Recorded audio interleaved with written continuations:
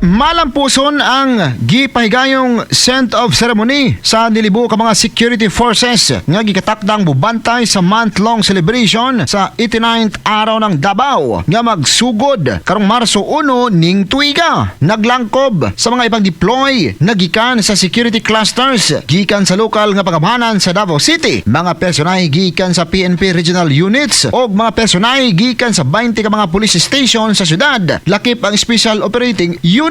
Sumala ni Davao City Police Office spokesperson Police Captain Hazel Caballero, gawa sa ubang security units adunay gitagana ang DCPO nga 4,169 ka deployments alang sa tibuok selebrasyon. Sa datos sab sa Public Safety and Security Office kon PSSO, ana sa 8,500 total security personnel ang ipakatag gikan sa nagkadayang security clusters. Sa pamahayag ni DCPO Acting City Director Police Colonel Manan Muarip, gipasantop niini sa mga nasakupan nga kinahanglan kanunay nga nakapokus sa trabaho uban ang pagpasantop nga walay luna sa hanay sa kapulisan ang magpabaya sanglit. Nakataya niini ang kalinaw sa dakbayan. Gipadangat sab ni Davao City Mayor Sebastian Basti Duterte ang iyang mensahe pinagi kang PSSO Head Colonel Angel Sumagaysay nga nagtumbok sa importansya sa pagtinabangay og koordinasyon sa matag usa alang sa hiniusang tingwa nga malipayon og luwas nga kinatibuk ang